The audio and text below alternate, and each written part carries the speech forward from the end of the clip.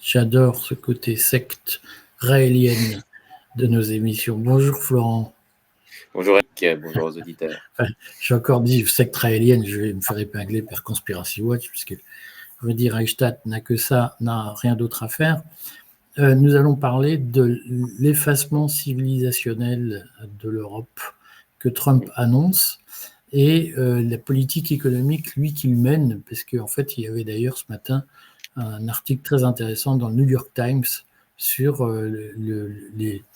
alors, ils disent l'extrême droite européenne et sa réaction au discours de Trump à la National Security Strategy qui parle de cet effacement civilisationnel. Le New York Times soulignait que l'extrême droite européenne, les souverainistes, on va dire ça comme ça, sont embarrassés par le soutien que Trump leur annonce en disant oui, mais enfin, le problème, c'est que c'est la guerre des civilisations. C'est-à-dire que Trump fait la guerre à l'Europe aujourd'hui avec des tarifs protectionnistes. On en dira 3 mots quand même. Et le problème, c'est que c'est compliqué de considérer qu'on va être soutenu par quelqu'un qui nous fait la guerre. Est-ce que ça te choque, toi, puisque c'est un peu ça le sujet, est-ce que ça te choque, toi, que les mouvements souverainistes, alors nous déclarons souverainistes, alors, toi et moi, on a des formes de proximité, parfois des formes d'éloignement, mais c'est pour ça qu'on débat. Est-ce que ça te choque, toi, que le gouvernement des États-Unis annonce qu'il va faire la guerre à l'Union européenne et que pour ce faire, il va soutenir les mouvements souverainistes européens et probablement en France, y compris, je pense plus d'ailleurs à Starak, Nafo et à Zemmour qu'à Marine Le Pen. Est-ce que ça te choque, cette idée ? Non, moi, ça me choque pas. Moi, dans ce document de 33 pages, la référence, donc National Security Strategy, ce qui me frappe, c'est le côté macroniste de Trump. Je m'explique. C'est ce en même temps où finalement il y a quand même une forme, en effet, de désengagement politique vis-à-vis du continent européen. Il va même jusqu'à dire qu'il y a des pays qui ne seront plus les mêmes dans 20 ans, et donc on se demande s'ils vont encore pouvoir être des alliés, notamment dans le cadre de l'OTUR. Et puis en même temps, ça serait bien commode de continuer à avoir le marché européen comme un marché de consommation finalement. Il a déclaré hier, les Européens parlent beaucoup, ils ne produisent rien, ce qui est à la fois vrai et faux, mais on connaît le sens. Ah oui, mais attends, je te coupe dans ton élan, mais quand il dit ils ne produisent rien, il dit they speak but they don't produce. Ça veut dire aussi qu'ils ne font rien. Ça, c'est aussi au sens de ils parlent, mais c'est des grands diseux, petits faiseux. Exactement. Et en même temps, on voit bien qu'il critique le fait que l'échelon supranational, donc Bruxelles, pour le dire vite, ne fasse succomber les entrepreneurs européens sous le poids des réglementations. Et dans le même temps, finalement, ça fait quand même les affaires des États-Unis, que nous soyons nuls dans l'IA, que nous ayons raté le train des nouvelles technologies, d'Internet, etc., domaines dans lesquels on partait pourtant dans les années 90 avec des atouts. Donc c'est moi qui me... disons que je ne peux pas m'empêcher de remettre ça dans le calendrier qui est celui de Donald Trump, qui est avant tout un homme politique et un homme d'affaires. C'est quand même les mi-termes qui sont en toile de fond. Donc, dans moins d'un an, Donald Trump va repasser à la moulinette électorale.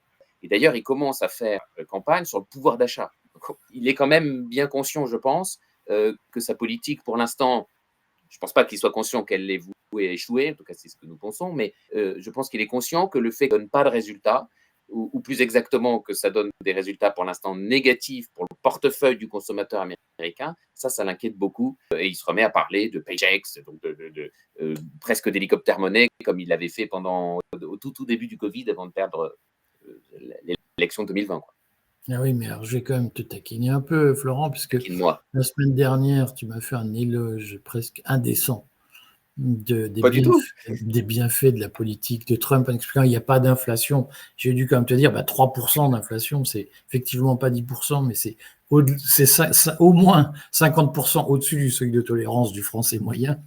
Et donc, c'est vrai qu'en France, on dit ça marche, il n'y a que 3% d'inflation. Enfin, s'il y a 3% d'inflation en France, 3% d'indice de prix à la consommation, beaucoup plus, c'est en réalité beaucoup plus, puisqu'on sait que 3% officiel d'inflation, le ressenti au sol, et spécialement dans les rayons alimentaires des grands magasins est beaucoup plus intense.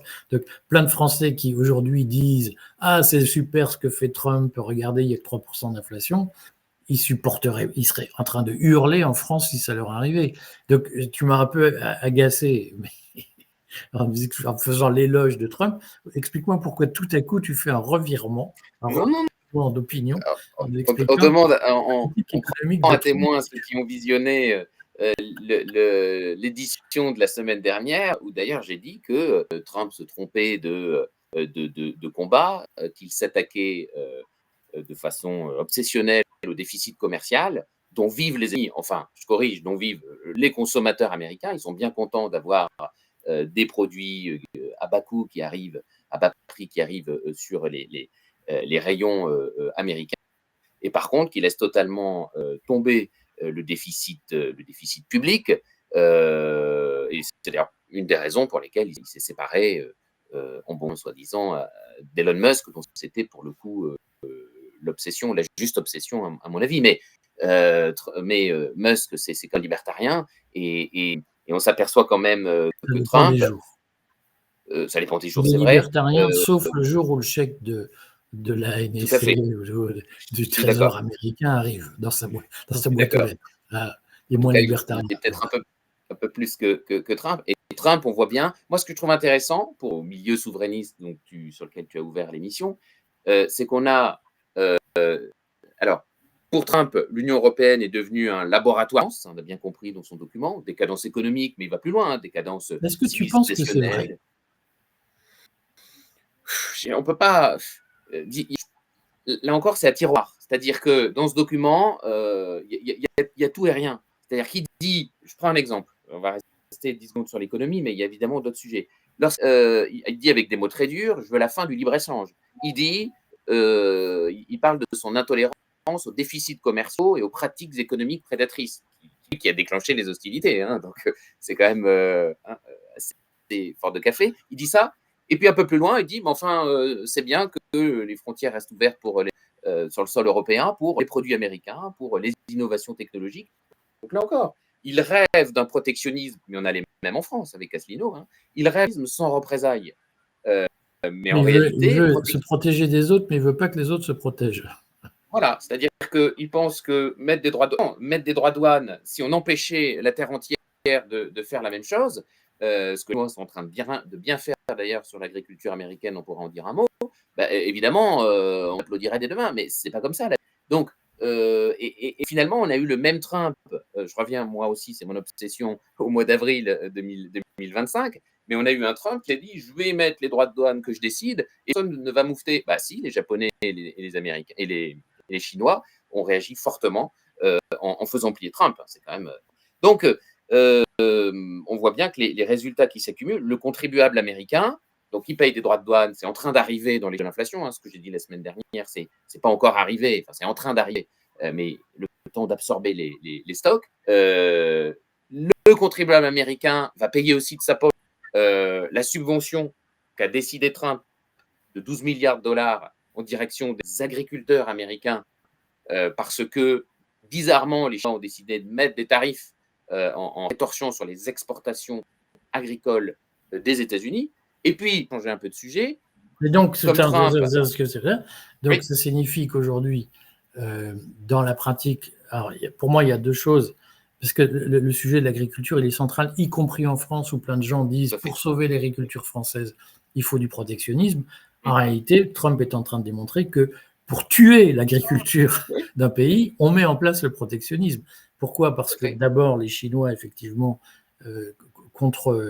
enfin, ils répliquent. Donc, Réplique. ils limitent les exportations américaines vers la Chine, mais inversement, les paysans américains sont aussi dépendants d'intrants, comme on dit, qui sont importés de Bien Chine. sûr, Et donc tout bien ça, sûr. les prix, le fait qu'il y ait des barrières douanières qui soient mises en place aux États-Unis renchérit les coûts de production des paysans en limitant leurs débouchés. Donc ça veut dire qu'il est en train d'appauvrir son agriculture américaine. C'est important à dire parce que Bien quand les sûr. gens parlent le Mercosur, le machin, c'est scandaleux, y compris des gens qui se prétendent intelligents, hein, des députés, des sénateurs qui te donnent des leçons et qui t'expliquent qu'ils votent les lois, donc ils sont mieux que toi. Simplement, ces gens-là ne comprennent pas qu'effectivement, le paysan qui vit dans un pays qui le protège officiellement par des barrières douanières, qui dénonce le Mercosur, son problème, c'est qu'il exporte moins vers les pays dont il refuse les importations. Donc, c'est quand même le serpent qui se mord la queue. Et en bout de course, on voit bien que les paysans américains sont les victimes du protectionnisme de Trump. Et qu'on a aussi, d'une façon indirecte, ce protectionnisme trumpien, eh bien, c'est une forme de subvention directe, hein, bien sûr, mais indirecte, aux exportateurs chinois. Donc, il y a tous ces éléments-là. Puis je voulais rajouter que la politique de Trump, c'est aussi la réduction massive de l'immigration, touche différents secteurs, dont l'agriculture à nouveau. Donc l'agriculteur américain, il est aussi pris en étau donc contre ces mesures de rétorsion chinoise, exportation agricole américaine, et de l'autre côté, eh bien, il y a une inflation liée à la pénurie de main-d'œuvre, liée à la réduction des quotas d'immigrés dans l'agriculture, un des points d'achoppement entre Trump et Musk. Donc c'est ça aussi, hein. C'est du protectionnisme économique, mais c'est aussi une réduction des flux. Ça touche la construction, mais ça touche aussi violemment l'agriculture. Donc là, si on fait le bilan pour le consommateur américain, jusqu'à présent, on a listé quand même négatif. Et au moment de voter, au mois de novembre 2026, c'est pas trop ce qu'il va faire. Et moi, ce qui me frappe dans ce document, c'est que je trouve que Trump s'engouffre dans une stratégie de la peur, en train de dire, si on ne fait pas MAGA comme ça, eh bien, on finira comme l'Union européenne. Est-ce que vous voulez la dilution, le déclin démographique, les flux migratoires incontrôlés, un machin qui ressemble à Bruxelles, la suffocation sous les réglementations. Vous voulez pas ça, donc il n'y a que l'union radicale que je propose, qui marche pas trop, mais au fond, c'est comme. Parce qu'il faut le dire, mais je vais te taquiner parce que tu es un peu trop lisse à mon goût. C'est un peu la technique Macron. C'est-à-dire que Trump dénonce la caste européenne à juste titre, en disant elle est totalitaire, elle renonce, elle combat les libertés. Nous sommes les chevaliers blancs, mais en réalité, il n'utilise pas d'autres armes de propagande que ceux de la caste mondialiste en Europe. Tout à fait. Mais je vais quand même te taquiner parce que je suis trop gentil avec toi. Tu nous caches une vérité profonde, Florent, c'est que tu as quand même organisé et participé cet été à une espèce de puits du fou du Bourbonnais. Oui, c'est vrai. Pour les gens sains et normaux qui ne savent pas ce que c'est que le Bourbonnais, je leur dis quand même où ça se trouve. C'est une région de Plouc qui se trouve au centre d'un triangle entre Moulins, dans l'Allier. Moulins, c'est entre Nevers et Vichy.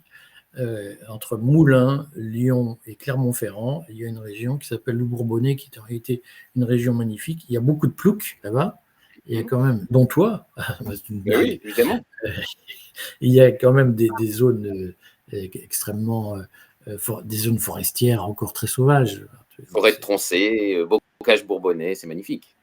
Voilà. J'ai lu Domicile là-bas il y a 2 ans maintenant. Et donc, tu as quand même joué dans un puits du fou que tu as organisé avec d'autres, évidemment, mais tu as organisé. Et donc, tu es quand même défenseur d'une certaine identité française, à titre personnel. Tu nous le caches. Alors, j'ai fait des papiers dans le Courrier des Stratèges pour expliquer les coulisses de ce spectacle, parce qu'effectivement, on a subi les foudres de l'extrême gauche locale parce que nous parlions de Jeanne d'Arc, de Vercingétorix, tous militants d'extrême droite, il faut le dire. Vercingétorix était leader de l'extrême droite de l'époque. Complotiste. Et à chaque fois, évidemment, on racontait l'histoire du Bourbonnais. Par exemple, la forêt de Troncé, on a la Futée-Colbert, et on sait que pour la marine de Louis XIV, eh bien, beaucoup d'arbres ont été élevés puis coupés dans cette forêt. Mais oui, on raconte la France. Mais d'ailleurs, dans le texte de Trump, finalement, il fait un appel aux États-nations et il critique beaucoup le machin supranational qui est Bruxelles. Mais il y aura une saison de spectacle qui s'appelle Murmure de la Cité, d'ailleurs. Ah bon, écoute, c'est l'occasion de faire une page publicitaire, donc il faut aller au Murmure de la Cité dans une région de Plouc, personne ne va. Mais il y a des routes quand même où... Il y a des routes, il y a un centre national du costume de scène. où nous avons joué. Et donc, c'est 10, 11, 12 juillet 6 et la billetterie est déjà ouverte et les places partent comme des petits pains. Donc, allez-y sur Internet, vous trouverez ça.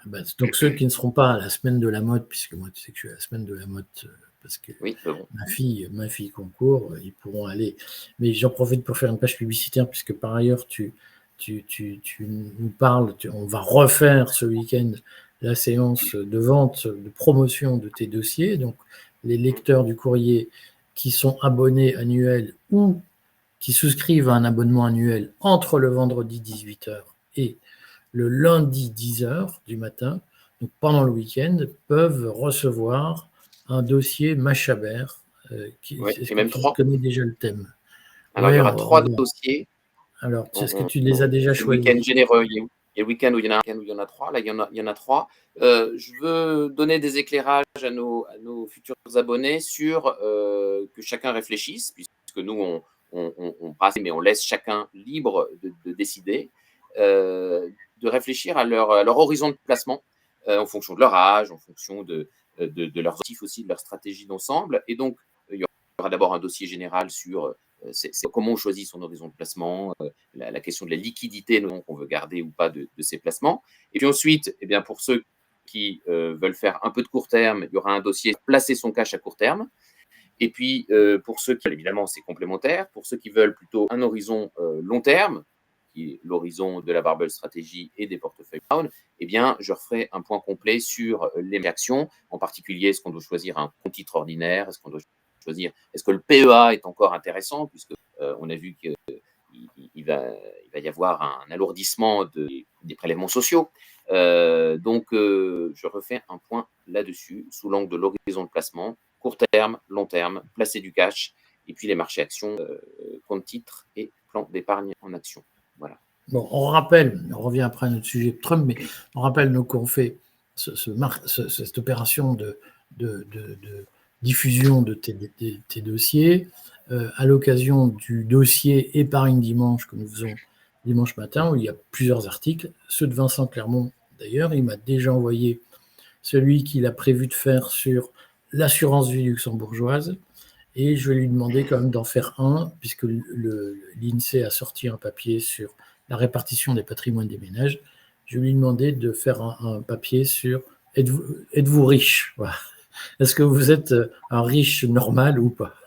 Il utilisera les données sur le patrimoine. Donc rendez-vous tous nos lecteurs dans Épargne Dimanche, et si vous souscrivez à un abonnement annuel, vous avez plein d'infos gratuites et des envois de dossiers qui sont extrêmement importants et costauds, mais pédagogiques, de Florent Machabert. Maintenant, j'en reviens à Florent Machabert, le Bourbonnais. En tant qu'acteur, et dans tous les sens du terme, d'une certaine identité de la France, quand Donald Trump parle d'effacement civilisationnel et d'excès d'immigration. Qu'est-ce que ça t'inspire? Moi, ça m'inspire que ce n'est pas le problème numéro un. Je ne dis pas qu'il puisse y avoir dans la capacité de notre pays qui se tiers-mondise par ailleurs à accueillir et à faire s'intégrer un certain nombre de personnes. Mais le sujet numéro un, à mon avis, c'est un problème de déconstruction interne de l'Union européenne et avant un problème d'invasion externe. C'est-à-dire que tant qu'on n'a pas mon État, qu'on ne peut pas plus aux gens et une société qu'on appelle de nos voeux, une société plus horizontale, qui va avec effectivement une circulation des élites, un changement des élites, bah, on ne pourra pas progresser. Moi d'ailleurs, je me classe pas, j'ai beaucoup d'honneur à ce spectacle, mais d'ailleurs pas Il faut politique. que tu parles plus fort et plus près de ton micro. Pardon. Ce spectacle n'est pas politique d'ailleurs. On accueille, on doit montrer la carte d'aucun parti ou d'aucune secte ou d'aucune église pour pouvoir jouer dans ce spectacle-là. Mais moi, ce qui m'intéresse, c'est de, en tout cas, le point majeur sur lequel Trump, je trouve, a raison, c'est qu'il y a en Europe, en France en particulier, un reniement de soi. Voilà. C'est là-dessus qu'il parle d'effacement civilisationnel. Donc, une circulation des élites, moins d'État, moins de réglementation. Là-dessus, c'est les quelques points sur lesquels moi je suis tout à fait d'accord avec le document de Trump. Sur le reste, je pense qu'on prend les problèmes dans l'ordre. Je pense qu'on a des problèmes de finances publiques, d'État qui se met à intervenir dans tous les domaines, l'école, la santé, enfin, et mettre constant de l'État-providence, ça, c'est pas possible, quoi.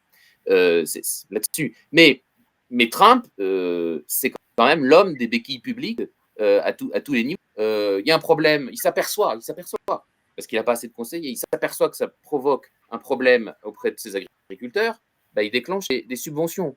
Il vient à l'arrêt, breaking news d'hier, il a dit bon, bah, on va finalement envoyer des puces Nvidia, certaines puces Nvidia à la Chine, mais je prélèverai 25% du chiffre d'affaires Nvidia réalise avec la Chine. Du coup, bon, bah, ça, c'est du capitalisme monopoliste d'État, comme disait Lénine.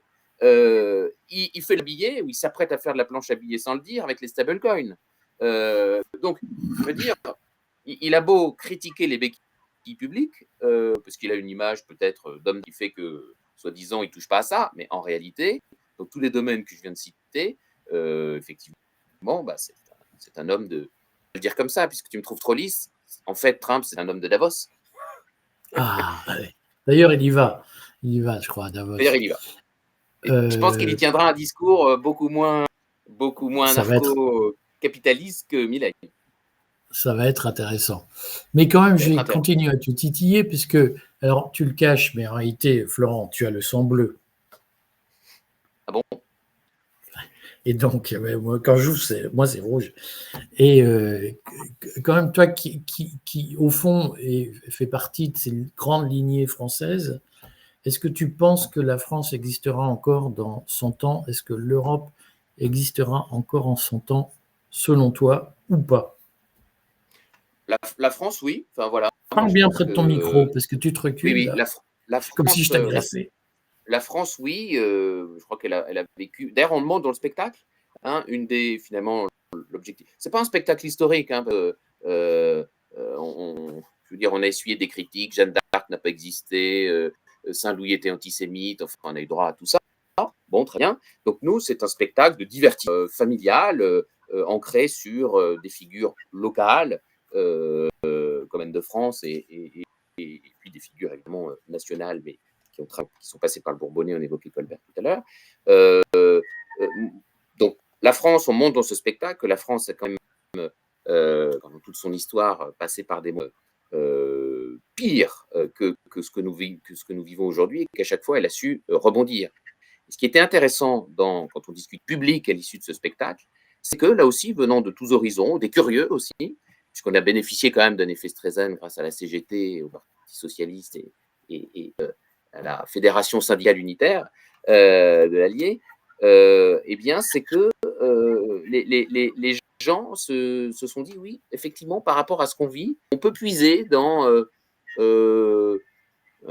une histoire, des moments qui permettent de se dire qu'on va traverser les moments que nous traversons. Donc oui, la France va se relever. Moi, je n'ai pas de doute sur le fait qu'elle est catholique par ailleurs. Donc oui, la France est éternelle. Oui, je pense qu'elle a démarré avec le baptême de Clovis, qui n'était pas un Gaulois, tu le rappelles souvent à juste titre. Liégeois, c'est un Liégeois. Voilà, tout à fait. Et donc, voilà. Et je n'ai pas de difficulté particulière avec qui que ce soit qui veut bien s'intégrer à la France. Comment on devient français? En aimant cette France-là. Voilà. Mais pour ça, il faut la connaître, cette histoire de France et cette France. Voilà. Bon. Je ne pensais pas parler de ça aujourd'hui. Ah ben oui, mais non, mais c'est parce que je te pousse un peu bien. dans tes retranchements pour que tu... En plus, on a notre première répétition à cheval, donc je suis... Ah bon? Mais alors, oui, attends, mets-nous l'eau à la bouche. C'est quoi ton rôle dans ce spectacle? Redonne-nous le nom du spectacle. Alors, le spectacle Murmure de la Cité. Pour l'instant, j'attends encore la scénographie de la saison 2, mais je vais vous parler des occupés dans la saison 1. Dans la saison 1, j'étais Louis IX, j'étais Saint-Louis. Et puis, Napoléon, voilà, qui n'est pas la tasse de thé, mais moi, j'incarne théâtralement qui il faut. Donc, c'était deux rôles montés, deux rôles à cheval. Et c'est contre, j'encadrais aussi toutes les équipes de cavaliers. Donc, on était 8 cavaliers. Cette année, on va essayer de monter à 12 ou 14 cavaliers avec justement une répétition. S'il y a des gens, je profite de cette émission, qui veulent rejoindre l'aventure, qui ont un cheval et qui savent monter à cheval, parce qu'on recherche des propriétaires pour des raisons d'assurance, eh bien, il y a une adresse sur le site du Murmure de la Cité. Ils peuvent tout à fait nous contacter Mais pour c'est rejoindre cette bénévole. aventure. C'est bénévole, bien sûr. Oui, Bon, c'est bénévole. ben écoute, l'appel est lancé. Merci Florent. Et puis ben, on se Merci à reparle toi. la semaine prochaine. Parfait. À Merci. bientôt Florent. À bientôt.